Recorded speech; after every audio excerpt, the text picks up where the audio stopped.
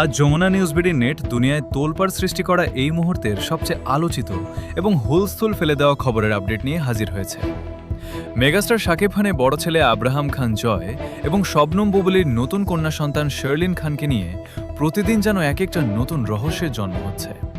তবে এবার সব জল্পনা কল্পনাকে ছাড়িয়ে চারদিকে এক নতুন শোরগোল। প্রথমবার নাকি সরাসরি ভিডিও কলে মুখোমুখি হয়েছিল বড় ভাই জয় এবং তার ছোট্ট বোন শার্লিন।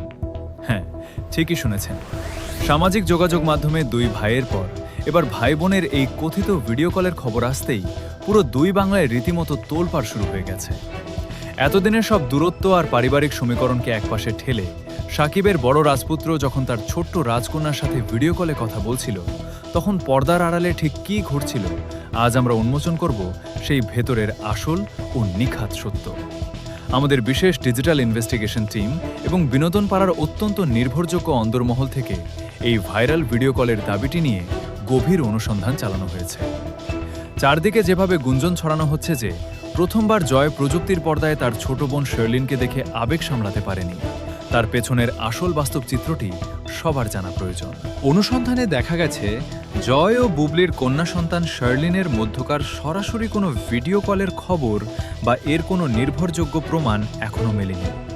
মূলত বুবলির মেয়ের খবরটি সামনে আসার পর থেকে সাকিবের সন্তানদের মধ্যকার রক্তের টান এবং ভাই বোনের মেলবন্ধন দেখতে দর্শকরা এতটাই উন্মুখ হয়ে আছেন যে কিছু অতি উৎসাহী পেজ ও চ্যানেল মন গড়া থাম্বনেল আর চটকদার থিওরি সাজিয়ে এই ভিডিও কলের দাবিটি ভাইরাল করেছে। তবে ভেতরের খবর হলো, দুই পরিবারের বড়দের মধ্যকার সম্পর্কে টানাপোড়েন যাই থাকুক না কেন, বাচ্চাদের ভবিষ্যৎ এবং মানসিক শান্তি রক্ষায় পর্দার আড়ালে কিছু ইতিবাচক আলোচনা চলছে। আর ভাই বোনের এই নিষ্পাপ সম্পর্কের প্রতি দর্শকদের যে তুমুল আবেগ, সেটাকে কেন্দ্র করেই নেট দুনিয়ায় এই মুহূর্তে এই নতুন আলোচনাটি টপ ট্রেন্ডে পরিণত হয়েছে।